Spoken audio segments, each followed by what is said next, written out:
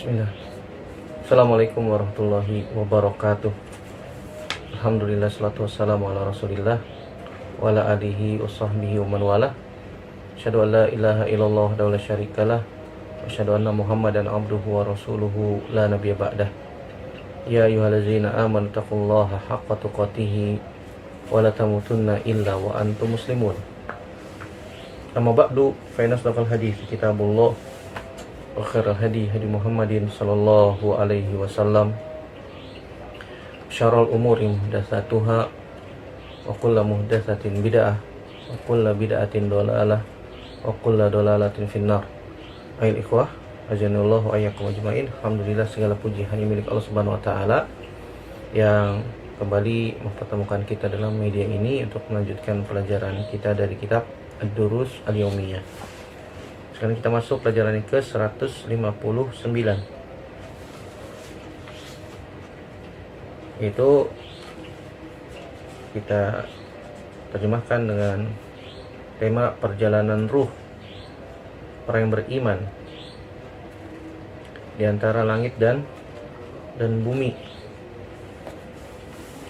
Ketahuilah saudara rahimani wa iyyakum ajmain, tema ini akan kita rangkum dari sekian banyak hadis yang menggambarkan, menjelaskan tentang akhir kehidupan manusia, yang menjelaskan tentang perjalanan panjang dari ruh manusia antara langit dan bumi hingga ia mencapai sebuah tempat yang kekal, tempat yang telah disiapkan oleh Allah Subhanahu wa taala. Apakah dia akan mendapatkan azab waliyazubillah atau mendapatkan nikmat? Dan kita memohon kepada Allah Subhanahu wa taala, zat yang maha pengasih, zat yang maha pemurah, akan karunia Allah Subhanahu wa taala, serta memohon ampunan kepada Allah Subhanahu wa taala dari segala hal yang menyebabkan mengundang kemurkaan Allah Subhanahu wa taala. Hadis yang sangat banyak yang berkaitan tentang perjalanan ruh setelah kematian, akan banyaknya redaksi, lafaz dan seterusnya dari sahabat Al-Barra bin Azib radhiyallahu taala anhu. Beliau menuturkan, kita akan bacakan secara terjemahan langsung biar tidak lama karena panjang hadisnya. Beliau mengatakan, pada suatu hari atau pada suatu saatan, aku pernah pergi bersama Nabi Shallallahu Alaihi Wasallam mengantarkan jenazah dari kalangan sahabat Ansor. Kemudian ketika tiba di pekuburan, ternyata kuburannya belum digali, lubangnya belum dibuat. Kemudian Nabi Shallallahu Alaihi Wasallam pun duduk menghadap kiblat, dan kami pun, kata Al-Barra bin Azib, duduk di sekitar Nabi Shallallahu Alaihi Wasallam. Seakan-akan di atas kepala kami ada seekor burung, saking fokusnya kepada apa yang dilakukan oleh Nabi Shallallahu Alaihi Wasallam.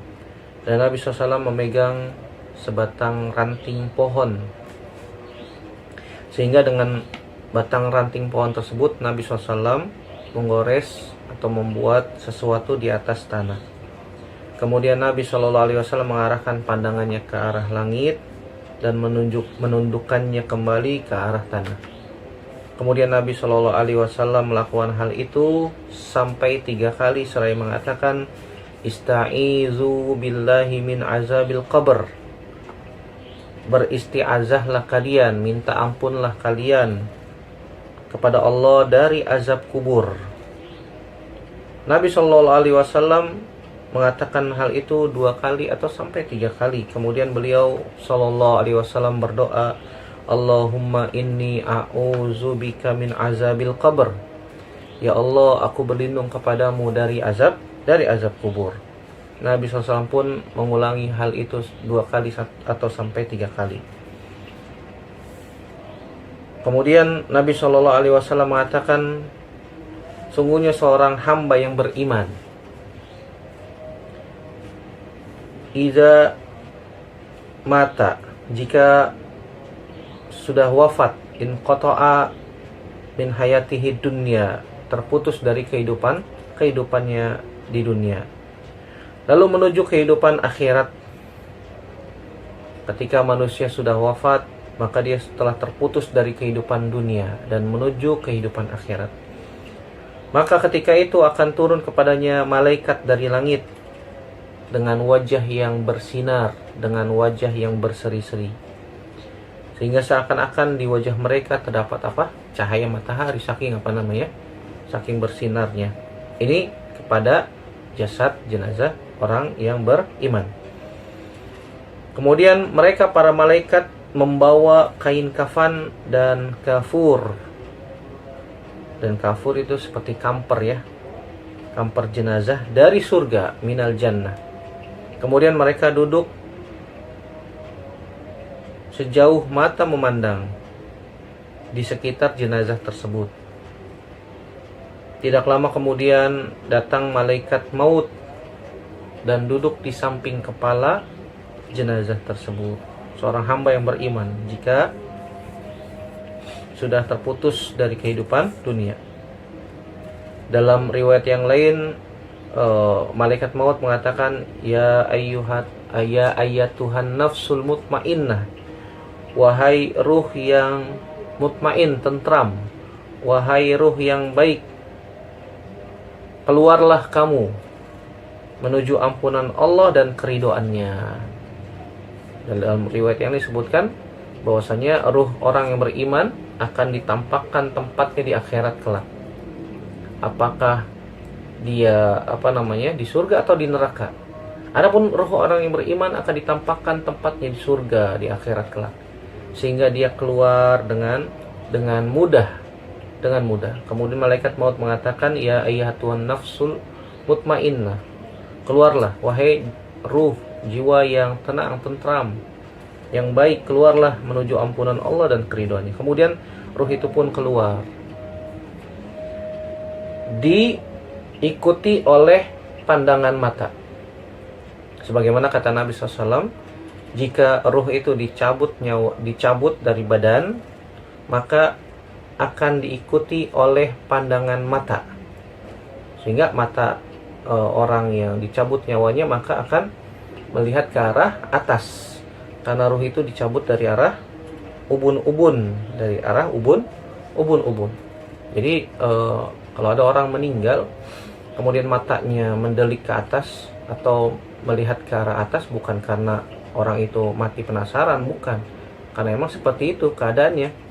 Orang yang meninggal dicabut nyawanya oleh Allah Subhanahu wa taala, maka akan diikuti oleh pandangan mata, sebagaimana kata Nabi Shallallahu alaihi wasallam. Nah, bagi kita yang sedang menemani orang yang sedang sakaratul maut, ketika orang tersebut sudah dicabut nyawanya oleh Allah Subhanahu wa taala, maka kewajiban kita menutup matanya.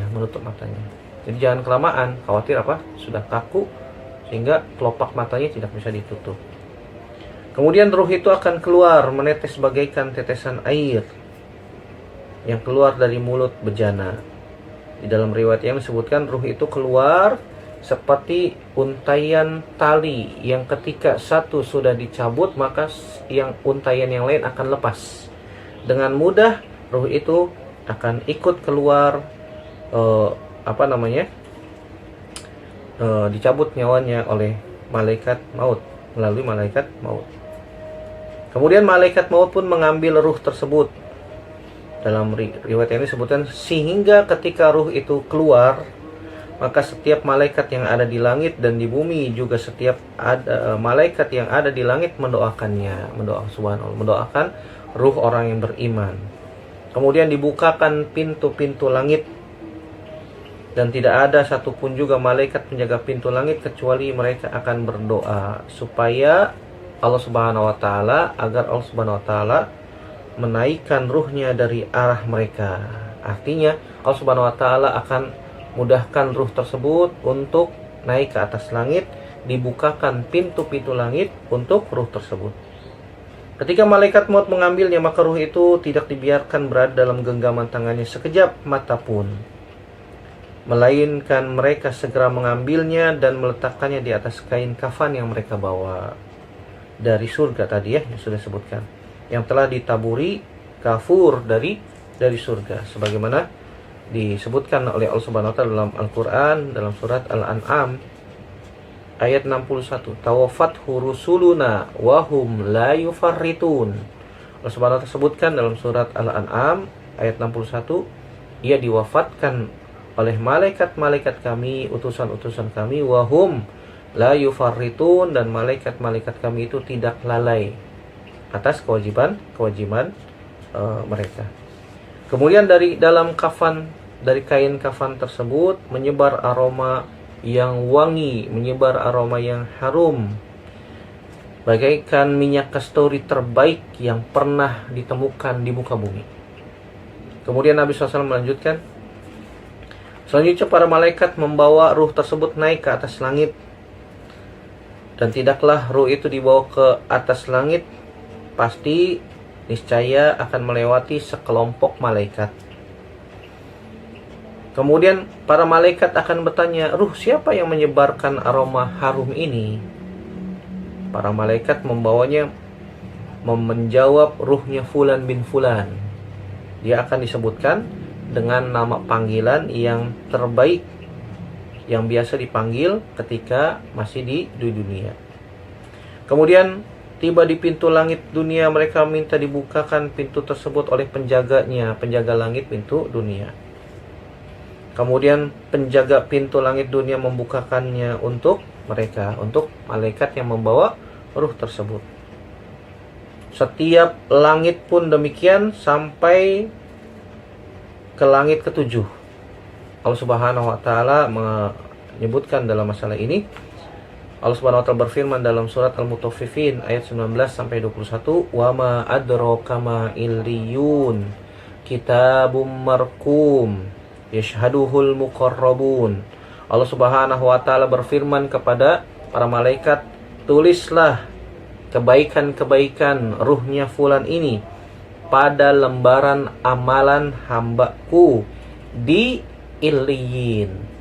Sebagaimana disinyalir di dalam surat Al-Mutaffifin tadi, wa ma adraka ma illiyun, apa yang kau ketahui tentang Illiyun?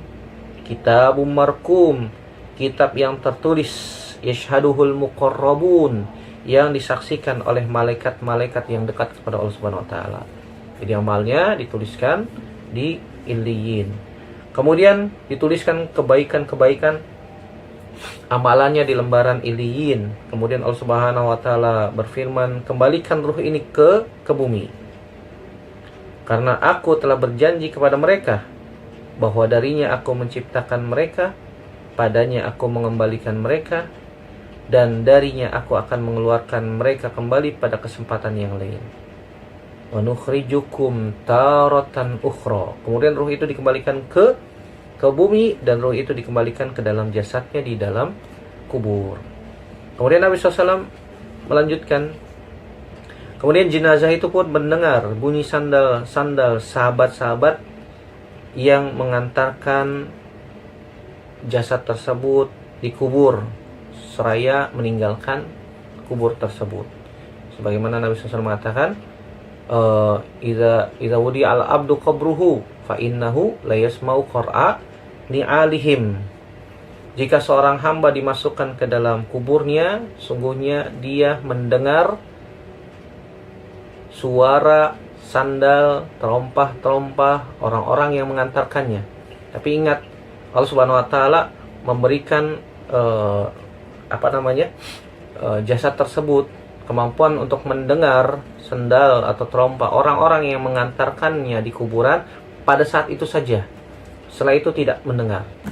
Karena manusia yang sudah dikuburkan, maka tidak bisa mendengar, tidak bisa melihat keadaan orang-orang yang masih hidup di muka bumi.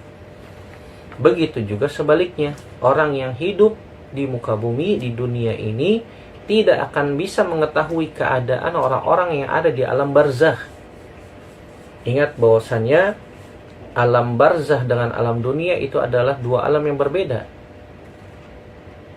Gak bisa orang yang sudah meninggal ruhnya balik lagi ke dunia, gak bisa, karena alamnya sudah beda. Sebagaimana kita mengetahui alam itu ada beberapa macam. Yang pertama ada alam ruh, ada alam rahim. Yang pertama ada alam rahim. Kita sudah melewati alam rahim selama 9 bulan. Rata-rata ya, walaupun ada juga yang 7 bulan, ada yang 10 bulan juga ada. Tapi rata-rata manusia di dalam rahim itu 9 bulan. Yang kedua ada alam dunia. Ini sekarang kita di alam dunia nih. Yang kata Nabi SAW bahwasanya a'maru ummati baina sab'ina wa baina sittina wa sab'in. Umur umatku itu di dunia antara 60 sampai 70 tahun. Subhanallah. Jadi kita diberikan kesempatan oleh Allah Subhanahu wa taala di dunia ini selama 60 sampai 70 tahun. Yang ketiga ada alam barzakhiyah, ada alam barzakh atau biasa kita sebut dengan alam kubur. Alam kubur. Yang kata Nabi SAW dalam riwayat Imam Ahmad dan Imam Tirmizi, Nabi berkata, Innal qabra awwalu manazilil akhirah. Sungguhnya kubur atau alam barzah merupakan tempat persinggahan pertama dari alam-alam akhirat. Fa inna jaminhu fama ba'dahu aisaru minhu. Kalau dia lulus tes di dalam alam barzah, di dalam alam kubur, maka dia akan melewati fase alam akhirat selanjutnya dengan lebih mudah. Fa in lam yanju minhu, jika dia tidak lulus tes di alam barzakh, fama ba'dahu asyaddu minhu, maka dia akan melewati fase alam akhirat dengan lebih sulit, dengan lebih berat. Makanya tidak tepat kalau misalnya ada orang yang mengatakan, jika ada orang yang sudah meninggal mengatakan dia sudah tenang di tempat peristirahatan yang terakhir. Kadang-kadang kita mengatakan itu tuh kepada orang atau keluarga yang ditinggalkan oleh si mayat. Maka seakan-akan perkataan ini nggak bermasalah, tetapi di dalam masalah akidah ini bermasalah. Kenapa? Kalau kita mengatakan semoga si mayat tentram, tenang, istirahat di tempat peristirahatannya yang terakhir, seakan-akan kita tidak meyakini ada kehidupan yang lain setelah kematian. Sebagaimana yang diyakini oleh orang-orang kafir Quraisy. Orang-orang kafir Quraisy meyakini tidak ada kehidupan setelah kematian. Sehingga mereka mengatakan, bagaimana mungkin tulang belulang yang telah hancur, yang telah dimakan tanah itu bisa dikembalikan lagi menjadi jasad yang utuh. Ini sesuatu yang mustahil kata mereka. Makanya mereka mengatakan orang yang sudah meninggal sudah selesai, nggak ada kehidupan yang lain setelah kematian. Ini keyakinan orang-orang kafir Quraisy. Adapun orang yang beriman meyakini setelah kematian ada kehidupan yang lain dari alam-alam akhirat. Sebagaimana kata Nabi SAW di hadis yang tadi sudah kita sebutkan, fa inna jaminhu fama ba'dahu aisaru minhu. Kalau dia lulus tes dari malaikat munkar nakir di alam kubur, maka dia akan melewati fase alam akhirat yang lain dengan lebih mudah.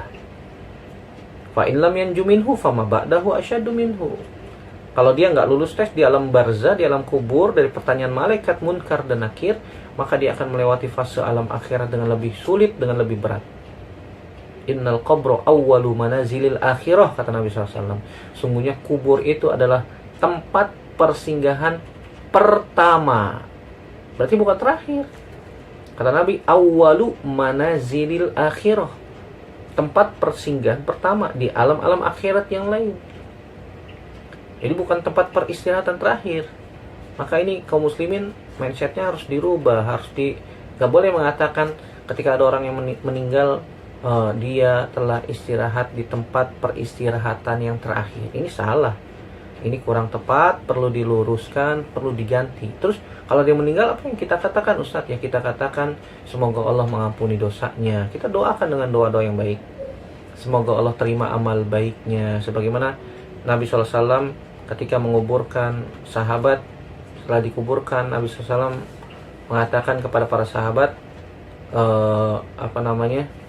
istaghfiruhu, mintakan ampun untuknya, wasalu at-tasbit, dan mohon kepada Allah Subhanahu wa taala agar dia diberikan keteguhan.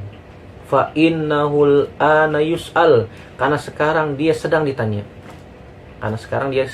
Ketika seseorang yang sudah meninggal dimasukkan ke dalam liang lahat di dalam kuburnya, dan kuburnya sudah ditutup, Maka Nabi SAW mengatakan kepada para sahabat, istaghfiruhu, mintakan ampun untuk mayat ini. Ya Allah, ampunilah dosa orang tersebut, ampunilah dosa-dosanya, terimalah amal baiknya, dan mohon kepada Allah Subhanahu wa taala agar dia diberikan keteguhan. Diberikan oleh Allah Subhanahu wa taala keteguhan iman untuk menjawab pertanyaan malaikat munkar dan nakir. Kata Nabi SAW, fa innahul ana yus'al, karena sekarang dia sedang ditanya. Nah, ketika seseorang mayat atau orang yang meninggal, jenazah itu dimasukkan ke dalam kuburnya, maka hakikatnya dia mendengar suara terompah orang-orang yang mengantarkannya. Pada saat itu saja. Setelah itu dia tidak mendengar lagi. Kemudian kalau ada pertanyaan, Ustadz, itu suka ada roh atau ruh suka balik lagi ke rumah, roh orang yang meninggal suka balik lagi ke rumah, itu siapa? Maka kita katakan itu bukan ruhnya, itu adalah jin. Setiap manusia itu punya jin korin yang mirip dengan dia. Maka itu bukan ruhnya. Kalau ada keyakinan orang yang meninggal ruhnya masih di dalam rumah selama 40 hari, itu bukan keyakinan orang muslim, bukan keyakinan orang mukmin. Keyakinan orang-orang di luar sana yang bukan beragama Islam. Kaum muslimin, orang yang beriman, meyakini ruh orang yang sudah meninggal tempatnya di alam barzakh. Tidak bisa kembali lagi ke dunia, nggak bisa. Tidak bisa. Sebagaimana sekarang nih kita di dunia sudah berada di alam dunia. Bisa nggak kita balik lagi ke alam rahim? Bilang, ibu saya mau balik lagi ke alam rahim. Nggak bisa lah. Kalau sudah berpindah ke alam yang lain, tidak bisa balik lagi. Nah, orang yang sudah meninggal sudah berada di alam barzakh ruhnya, tidak bisa balik lagi ke dunia. Adapun yang masih di dunia itu jinnya, jin korin. Setiap manusia punya jin korin. Sebagaimana Nabi SAW juga memiliki jin korin. Kemudian Nabi SAW berhasil mengislamkan jin korinnya. Jadi tidak bisa kembali lagi ruh orang yang sudah meninggal. Maka tempatnya ada di alam barzakh, di alam kubur. Dan alam kubur itu sesuatu yang goib. Tidak bisa kita gali mana ruhnya mana. Nggak bisa. Kalau digali ya kita temukan tulang belulang. Ya mungkin sudah hancur dalam kurun beberapa bulan. Itu sudah hancur. Hancur. Kemudian ketika manusia sudah dimasukkan ke dalam kuburnya, jenazah sudah dimasukkan ke dalam kuburnya, dia didatangi dua malaikat. Dua malaikat yang keras bentakannya, keras seraya mendudukannya. Orang yang beriman akan didudukkan dengan lembut. Kemudian dia akan ditanya tentang tiga pertanyaan. Yang biasa disebut dengan al-usul as-salasah. Al-usul, pondasi dasar yang tiga, itu berkait tentang agama Islam. Ditanya tentang tiga hal. Man rabbuka, wa ma dinuka, wa man nabiyuka. Adapun orang yang beriman, dia akan menjawab dengan jawaban yang teguh, dengan jawaban yang pasti. Yang menjawab adalah iman. Sungguhnya Rabbku adalah Allah, Islam adalah agamaku, dan nabiku adalah Muhammad SAW. Di dalam riwayat yang disebutkan, ma qulta li hadzal rajul allazi bu'itsa fika, apa yang kau katakan terhadap laki-laki yang diutus kepadamu? Dia akan mengatakan, asyhadu annahu abduhu wa rasuluhu, aku bersaksi dia adalah hamba Allah dan utusannya. Kemudian ditanya lagi, dari mana engkau tahu? Dia akan menjawab, aku membaca Al-Quran, membaca kitabullah. Makanya penting, saudaraku rahimanallahu ajmain, mempelajari Islam dengan baik dan benar, sesuai dengan apa yang dibawa oleh Nabi SAW, supaya kita bisa menjawab pertanyaan malaikat munkar dan nakir. Karena yang menjawab itu iman. Yang menjawab itu adalah iman berdasarkan amalnya masing-masing di dunia. Kalau dia berusaha mempelajari Islam dengan baik dan benar sebagaimana yang dibawa oleh Nabi SAW, maka Allah Subhanahu wa taala akan memberikan keteguhan dalam menjawab pertanyaan malaikat munkar dan nakir. Ini yang disebut dengan fitnatul kubur. Disebut dengan fitnatul kubur, fitnah kubur. Fitnah kubur itu artinya pertanyaan malaikat munkar dan nakir di alam kubur. Tiga pertanyaan tadi, fitnah kubur. Dan semua orang akan mendapatkan pertanyaan ini. kecuali orang-orang yang mati syahid di jalan Allah Subhanahu wa taala, berperang, berjihad di jalan Allah Subhanahu wa taala, mati syahid. Tidak ditanya oleh malaikat munkar nakir, punya tiket khusus langsung masuk ke dalam surga. Subhanallah. Jadi ini yang disebut dengan fitnah kubur, pertanyaan atau ujian yang ditanyakan oleh malaikat munkar dan nakir. Dalam riwayat Imam Tirmidzi disebutkan, dia akan didatangi dua malaikat, malakani aswadani azraqani, yuqalu ahaduhumal munkar wal akhar an-nakir. Dalam riwayat Imam Tirmidzi disebutkan namanya al-munkar dan nakir, kedua malaikat yang hitam kebiru-biruan. Jadi jangan dibayang-bayangin ya, hitam kebiru-biruan gimana Ustaz? Karena itu perkara gaib, wajib kita imani ya begitu. Gak usah ditanya bagaimana, gak bakalan sampai logika kita. Kan begitu ya. Dia akan didatangi dua malaikat yang hitam kebiru-biruan. Disebut yang pertama adalah malaikat munkar, dan yang kedua adalah malaikat an-nakir. Ini yang disebut dengan fitnatul kubur. Seorang mukmin akan menjawab dengan jawaban yang teguh, jawaban yang pasti. Sebagaimana Allah Subhanahu wa taala sebutkan dalam Al-Qur'an, yusabbitullahu allazina amanu bil qawli tsabiti fil hayatid dunya wa fil akhirah.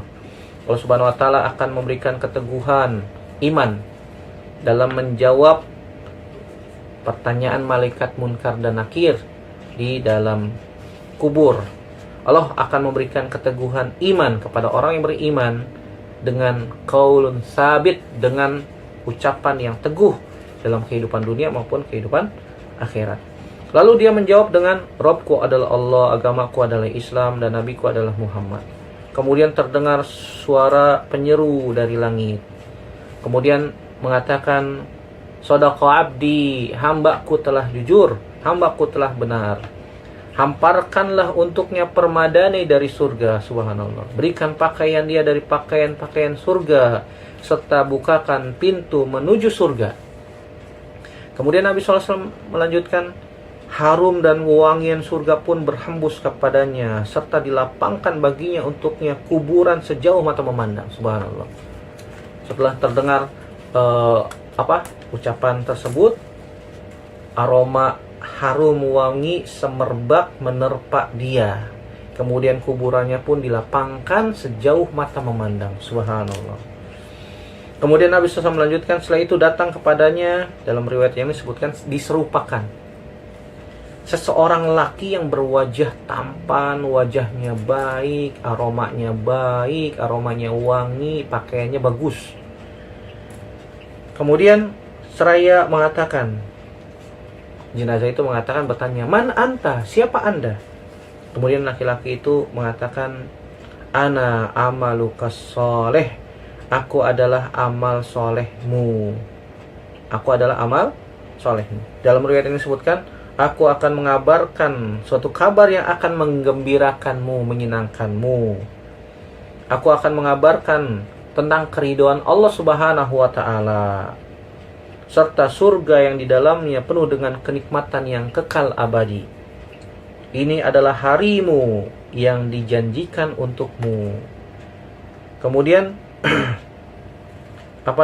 laki-laki itu mengatakan, aku adalah amal solehmu, ana amaluka as-soleh.